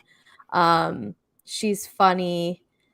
And I like the fact that, like, she's loud and, like, especially if you see her social media stuff or even just in the finale, she did stuff like seeking attention. And I like to be the person in the background of a relationship, any sort of relationship. Like, so I feel like um with her being out front, there's like less pressure on me to have to be social or entertain people and I can just kind of like chime in with my comments and that would and that would suffice. So that's why Chris is in my number 3. Mhm, Number 4 would be Frank and he's just like a good dude. There's nothing I can say about Frank that everyone else hasn't already said about Frank. I know that he likes to brunch a lot, and I am not your average millennial and fucking hate brunch. I don't hate brunch as more as it's more just like, um, I think it's like overrated, and quite frankly, since like 2 concussions ago, I can't really drink mimosas without getting a bad headache and or throwing up. So like I just don't want to have to feel obligated to hang out with Frank at brunch all the time, and I feel like that would be where we would be able to cross paths, so it's a little bit of selfishness there, in that choice. Alright, next, and I don't know how you're gonna feel about this one. I mhm. think next for me is gonna be Brew, because I th Okay. I think that in terms of Brew, like, in within an ally, like, I just he if I'm loyal to him, he's gonna be loyal to me, so he's someone I can easily just, like, drag along for the ride, right? But I also think outside of it, like, I found some stuff that he said funny, um, I don't think that I think I'd be able to talk to Brew, like, I could have a night of a couple beers with Brew and be like, "Okay, this was fun, like, sweet." I wouldn't, like, not want to hang out with Brew. So Okay. Brew is in my next spot. After that, I'm gonna go um Yuling. I think she like means well. I think she's fun. I think like her game, I would have questioned a lot of things and that would have made me not trust her. Um but like after the show, I think I would be like excited to see her. I don't know if I would like go out of my way to see her just cuz I don't think we have a lot in common. Like I've never worn makeup once in my life and like I would say half the time we saw her, she was doing her makeup, and a lot of her, like, social media stuff is, like, her just kind of, like, in these bold outfits with bold makeup looks, like I just wouldn't have a lot to talk to Yuling about. I think we could talk, but like it would be hard for us to connect deeper. So that's why Yuling is after Brew for me. Then I'm gonna go Alyssa. I think like it's kind of in the same vibe with Yuling, where like I don't know if I would really want to like hang out with her too much outside of the circle. Um, but inside the circle, I do think that we would have I would probably be taking notes on everything. I would very much be like Alyssa in that aspect, so I would see similarities there, but like I don't know if we run in the same circles, but we can run in the same circle if we're both in the circle together. Like we could hang out and like have a good time, but I don't know if I'm like actively flying across the country to hang out with her a couple times a year. Mm. All right. So left is okay. You, So I think I'm gonna put Everson next mm, because he's just fucking funny. However, he would be someone that it's like I only need to see you like twice a year because you're funny for that one night. But now that I'm like, it's, you know, like you get somewhere on a Friday night and then it's like Sunday afternoon and you're like, all right, I've had enough of this person. Like, I need my space. That's me with Everson. In the circle, he just, like, he would just be there for the jokes for me. I don't know if him and I would really like need to be allies as much. I don't know if we would be enemies, but I don't know if we would be allies. I think I would like participate in his jokes and throw jokes back at him because his banter is decent, but otherwise, like he's someone that I think I can get too much of very quickly and not need to see again for a while. After that, so I'm only left with Alex, John, and Parker. Okay. I'm gonna go Alex next. And um you're setting me up to say something that because I know we wanted him to come on here. I strategy wise I appreciate but him playing as Nathan, I don't know, a 22-year-old white boy is like legit just my nightmare. I just have like no tolerance for that shit. But then like in person, he kind of gives me the vibes of like I think I'm the smartest person in the room. And oh, okay. the person who thinks they're the smartest person in the room almost instantly becomes my enemy. They don't know it, but they do. So, not that I think I'm the smartest person in the room. Like I'm an idiot. If I told you just about my day alone today, you would be like, "How are you going for a doctoral degree? You fucking dumbass." But the person who carries themselves that way usually like instantly turns me off to them in any sort of way that um he gives me those types of vibes. So Fair. that's why Alex is there. Then I would go John. He's pretty simple to me. And so game wise, like it would be I think I would kind of brew it where it's like it's nice to have him around because if it's between like me and Carol, people are probably keeping me around because it's so obvious that Carol is a catfish. Um, but if Carol will put trust in me because I'm a girl and Carol creates group chats with girls and then says we're an alliance, like, you know, I think Carol would be a number for me. Maybe not my number one ally by any means, but at least would be a number for me. But in real life, like, I don't know, kind of simple. He's got a dry sense of humor, but I don't know if he would like entertain me by any means. Like if I'm like, oh my God, let's have more conversations forever. Like John doesn't really give me that. So that's why he's in that spot. And then no surprise to anyone, Parker, I would rather do a shot of bleach than have to spend time with in any capacity. Goodness gracious. Okay. I love this for us. Let me give you my rankings. I'm gonna do top bottom to top.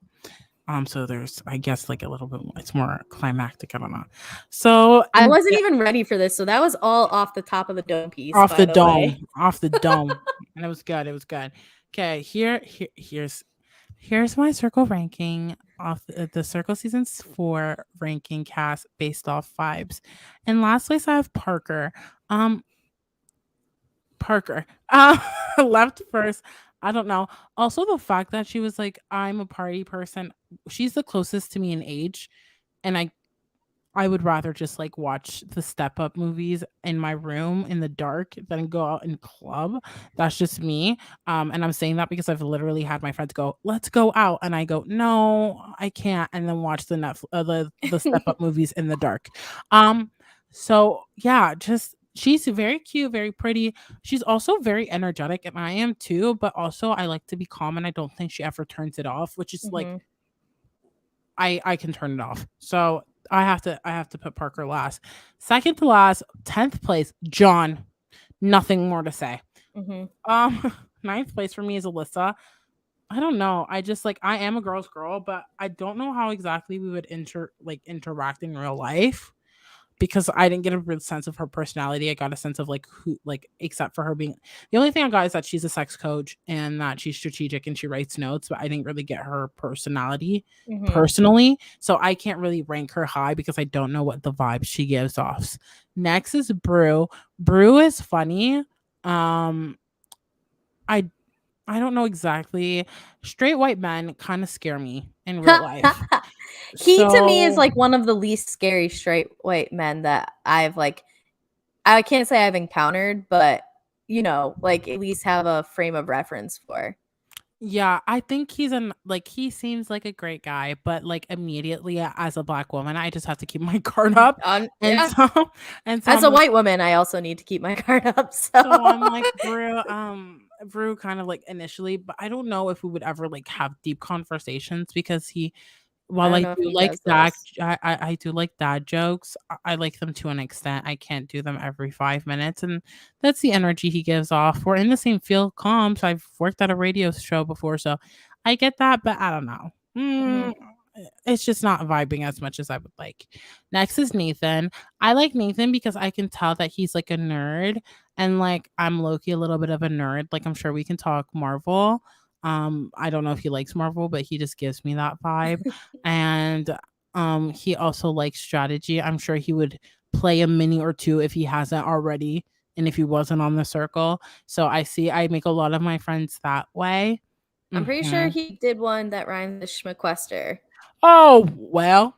I'm pretty sure that he played that a couple of times, and that's Oh, why so okay. many people in our circle, no Okay, I pun was rocking with it intended, know who in our inner he circle. is.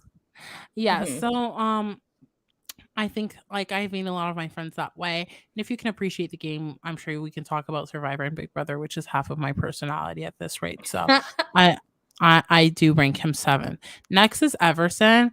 Everson just seems like that guy that you see across campus and you know exactly who he is.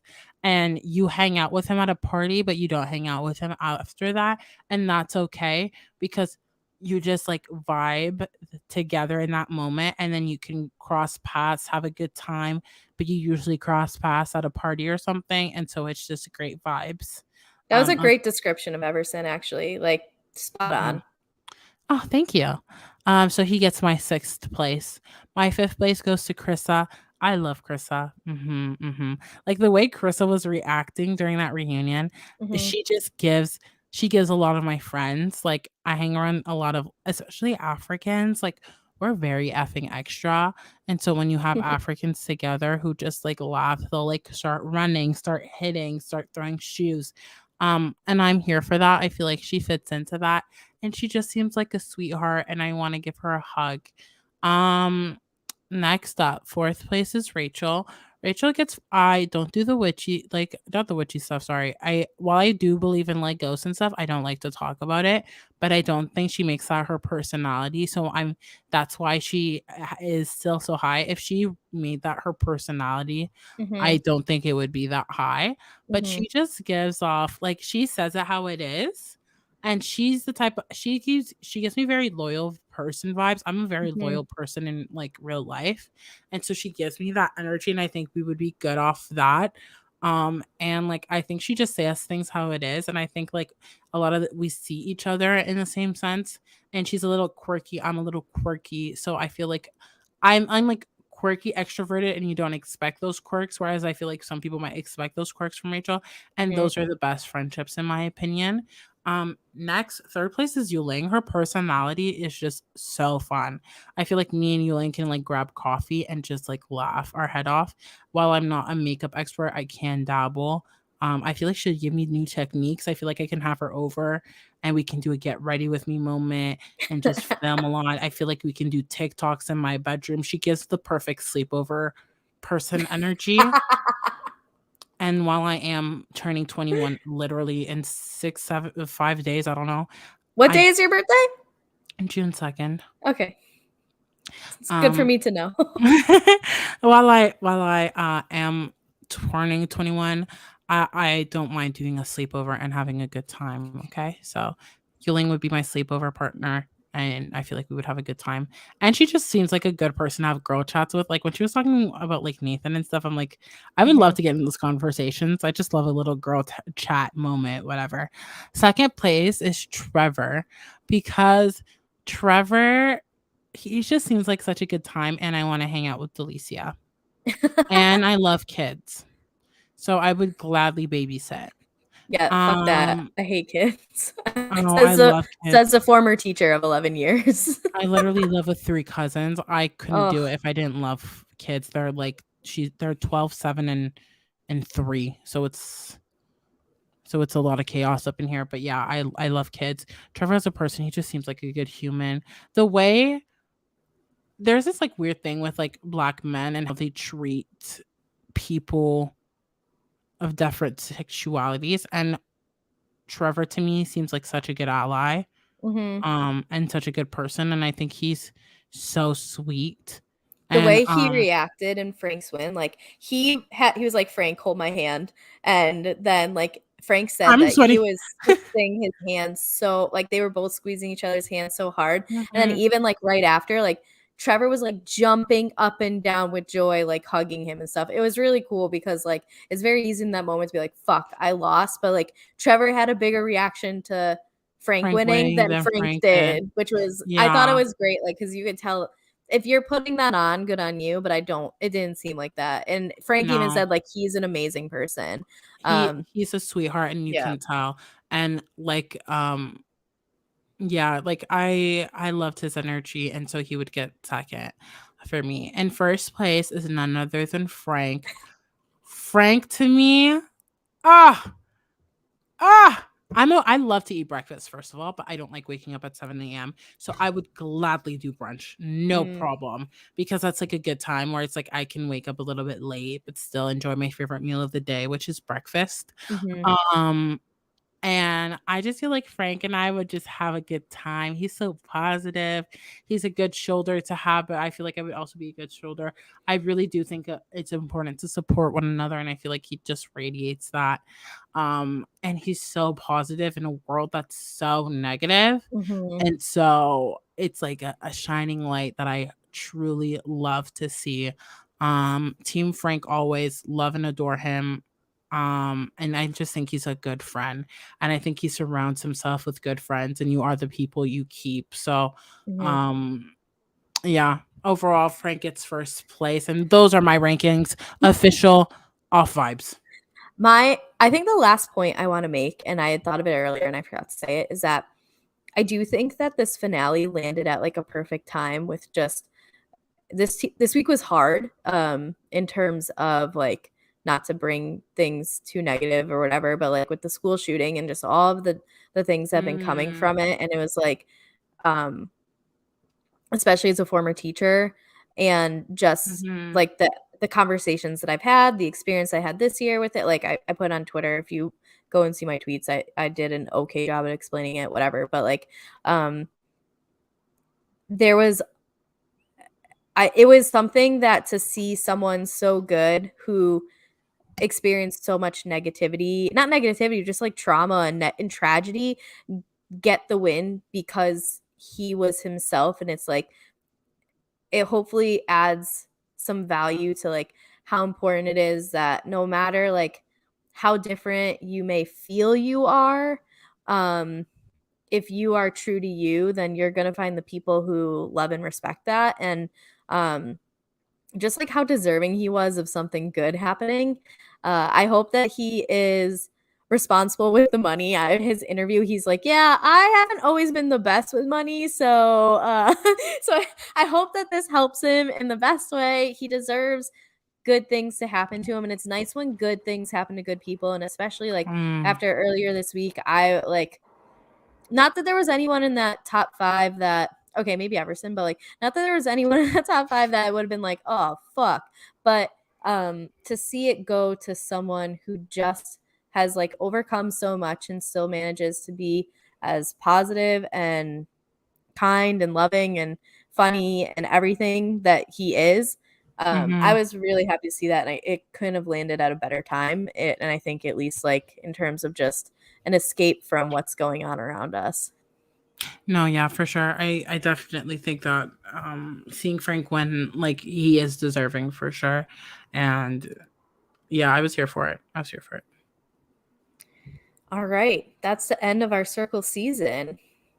Woo woo. We made Yay. it. um, Thank you to everyone who has listened to us along the way. We've had a Yes. blast doing this. We definitely appreciate you and the commentary, the ratings, the live comments, all of it. Thank you so much. Hopefully, there's another season so we get to come back and do this. And if we get in contact with any cast members from the season who are willing to come talk to us, and maybe you'll see us sooner rather than later. But for the time being, let's wrap this up. Josiane, please tell us where you are on the internet, and don't forget that there is an I in your name. Okay. Well, what a season it's been. You've seen me use approximately 2 brain cells per episode. I'm so glad that you've followed me into that journey. That being said, y'all can follow me or PayPal me on the same username. And I'm gonna spell it. I'm gonna make it Akila and B. The word is Josiane XNM. Okay. JOSIANEXNM. And no, you don't have to put it in a sentence for me to spell it right. Yeah, so Instagram, Twitter, and PayPal, that's the username I use. Aside from that, I am a silent podcaster. So obviously the circle, we'll see if we have any postseason interviews, but I will be back with Kari for a second recap if it does happen. Aside from that, I appear from time to time on the challenge, as well as you'll potentially see me on the Survivor recap off season, just like content with Gia. We might be discussing or ranking the Survivor logos, and as a graphic designer, I have a lot to say and unpack there. And then I do Just So Damn Messy. We have an episode coming out tomorrow morning about the Selling Sunset reunion and the overall season and our thoughts. And then the following week, we'll be doing our first release of the Ultimatum series recap, followed by part 2 the following week after. And there will be Love Island coverage as well as Too Hot to Handle and everything in between. So keep an eye out on that. But that's it for me. What about you, Kari? I am on Twitter, Instagram, TikTok, and Venmo. Venmo at KGD26. And in terms of podcasting, so we've wrapped this up. Aside from any interviews we are able to land, and trust me, we Mm-hmm. are going to try. So Our hopefully, damnedest. yes. And then I do a weekly podcast with Katie about the Real Housewives. That's the Cool Water Show podcast. You can follow us on Twitter. We made an account because we're weekly and Real Housewives never ends. So we're going to be around for a while. And that's at Cool Water Show. So follow us there. If you are interested in getting into Real Housewives and have not yet, in just a couple of days, June 1st, Real Housewives of Dubai is starting, and that's going to be on Peacock, and we are going to be covering it on that show. So it's a great entryway into the Housewives. Also, weekly coverage I've got going on right now is of the Real World Homecoming New Orleans with Katie as well, and that is called Stop Being Polite. We only have 2 more episodes left, so that's going to be wrapping up. Sadly, we're having such a good time with that. And last but not least, TJ Hates Quitters, which is my favorite titled podcast. That is about Mm-hmm. the challenge. And you're going to see a lot of content coming out of that soon because CBS keeps alluding that The Challenge USA is going to be starting in the near future. So right now Which we is are. such a weird title for Mhm. what it is. Listen, I just work here. And so so right now we're covering All Stars 3. We'll be covering the Challenge USA, and season 38 just left like this past week to film. So just a lot of challenge content coming up in the future, and we're also hoping to reach out to some people there. With these 2 podcasts wrapping up, I've got some project ideas in mind, so you might see me less in the reality field, maybe more in the Throwback Thursday field, and maybe a little bit on podcasts, doing some 3-minute wrap-ups of some daily TV shows. Maybe Some you'll see potential that. ski shows. So just keep an eye out. In addition, we are expanding. We are so close to finishing our interviews, which means we are going to be very focused on bringing you more content very soon. Scripted shows, reality shows, even movies. Like, we are ready to bring you the content that we want to have for you, and we're going to have some more personalities to do so. Where you will be able to see all of that is these 3 places.